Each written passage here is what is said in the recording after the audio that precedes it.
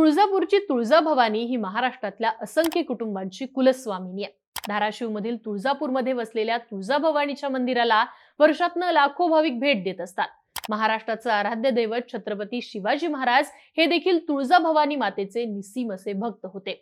असं म्हणतात की प्रत्येक युद्ध लढायला जाण्यापूर्वी तुळजापूर इथं जाऊन महाराज आई भवानी देवीचा आशीर्वाद घ्यायचे. माता तुळजाभवानीने छत्रपती शिवाजी महाराजांना एक भव्य तलवार बहाल केलेली, जिच्या जोरावर त्यांनी अगणित युद्ध जिंकली आणि हिंदवी स्वराज्य निर्माण केलं. अशा या देवीबाबत आणखी एक गोष्ट सांगितली जाते, ती म्हणजे तुळजापूरच्या तुळजाभवानीला मांसाहाराचा नैवेद्य दाखवला जातो. पण तुळजाभवानीला मांसाहाराचा नैवेद्य का दाखवतात, खरंच तो दाखवला जातो का, आणि देवीचा संपूर्ण इतिहास नेमका काय आहे, पाहूयात या व्हिडिओच्या माध्यमातून. नमस्कार, मी आरती आणि तुम्ही पाहताय बोल भिडू. तुळजाभवानी मातेचा इतिहास नक्की काय आहे, तर तुळजाभवानी ही कृतयुगात अनुभूतीसाठी, त्रेतयुगात प्रभू श्रीरामांसाठी, द्वापार युगात धर्मराज युधिष्ठिरसाठी आणि कलियुगात छत्रपती शिवरायांसाठी आशीर्वाद रूपी ठरलेली आहे. देवीबाबत अशी एक आख्यायिका सांगितली जाते की कर्दम ऋषींच्या निधनानंतर त्यांची पत्नी अनुभूती ही सती जाणार होती, पण आपल्या मुलांसाठी तिने निर्णय बदलला. एक दिवस ती नदीच्या काठी तपश्चर्या करत बसलेली, पण तिथं कुकुर नावाचा राक्षस तिच्याकडे वाईट नजरेने पाहत होता.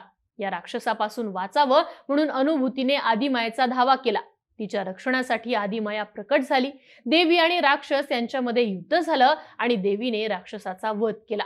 त्यानंतर तपस्वी अनुभूतीने देवीला पर्वतावर राहण्याची विनंती केली आणि तिचं म्हणणं ऐकून देवीने होकारही दिला.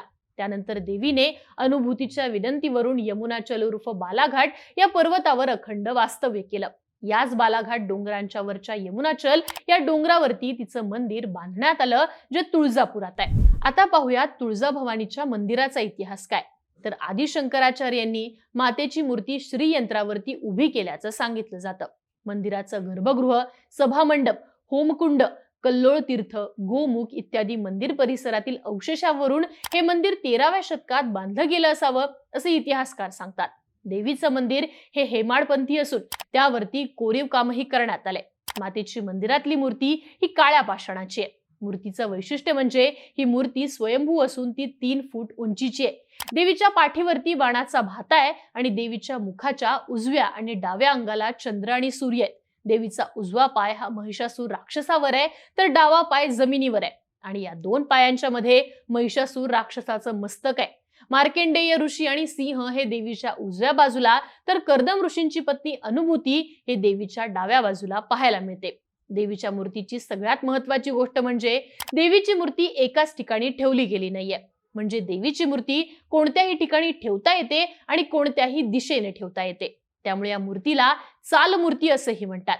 देवीची मूर्ती वर्षातनं 3 वेळा मंदिरातनं बाहेर काढली जाते, कारण वर्षातले 3 दिवस अत्यंत विशेष मानले जातात आणि देवीला प्रदक्षिणा करण्यासाठी मंदिराबाहेर नेलं जातं आणि या प्रसंगी मातेची मूर्ती मंदिराभोवती फिरवली जाते. याशिवाय तुळजाभवानी मातेचं नगर हे माहेर, तर तुळजापूर हे सासर समजण्यात येतं. या मागचं मुख्य कारण दसऱ्याच्या दिवशी मूर्ती ही नगरहून आणलेल्या पालखीतनं सीमोल्लंघन करते आणि येथून आणलेल्या नवीन पलंगावर 5 दिवस निद्रा घेते. तब्बल 500 वर्षांची परंपरा लाभलेल्या या सासर माहेरच्या नात्याची नाळ आजही तुटलेली नाहीये, हे विशेष आहे. आता येतो महत्वाचा मुद्दा, तो म्हणजे देवीच्या नैवेद्याचा. कोणत्याही देवदेवतांबाबत त्यांची पूर्ण पूजा झाल्यानंतर नैवेद्य दाखवण्याची आपल्याकडे परंपरा आहे. त्याच परंपरेप्रमाणे पूजा झाल्यानंतर तुळजाभवानी आईला नैवेद्य दाखवला जातो. पहाटे महंतांकडून देवीची पूजा केली जाते आणि त्यानंतर देवी भक्तांच्या वंशज प्रतिनिधींकडून भाजी भाकरीचा नैवेद्य हा देवीला दाखवतात. करवीर संस्थानाकडून आणलेला दूध खिरीचा नैवेद्यही दाखवला जातो. या सोबतच अभिषेक, वस्त्रालंकार, मुख्य भूपे होतात आणि देवीला पुरणपोळी, गोड भात, पापड, कोशिंबीर, चटणीचा नैवेद्य दाखवला जातो. या सगळ्या नैवेद्यानंतर आई तुळजाभवानीला पाणी पाजून पंचपानांच्या विड्यांचा नैवेद्य दाखवतात. देवीला प्रथेप्रमाणे दही भाताचा नैवेद्यही दाखवला जातो. हे सगळे नैवेद्य दाखवल्यानंतर तुळजाभवानीला मांसाहारी किंवा खारा नैवेद्य दाखवण्याची परंपरा आहे. पण देवीला मांसाहाराचा नैवेद्य कसा, तर या मागची एक कथा सांगतात.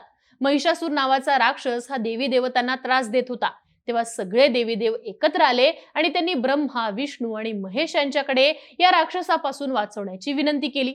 ब्रह्मा, विष्णू आणि महेश या तिघांनी मिळून तेजाचा अतिप्रचंड अग्निसंपत निर्माण केला आणि या प्रचंड तेजाच्या रूपाने तुळजाभवानी देवी साकार झाली.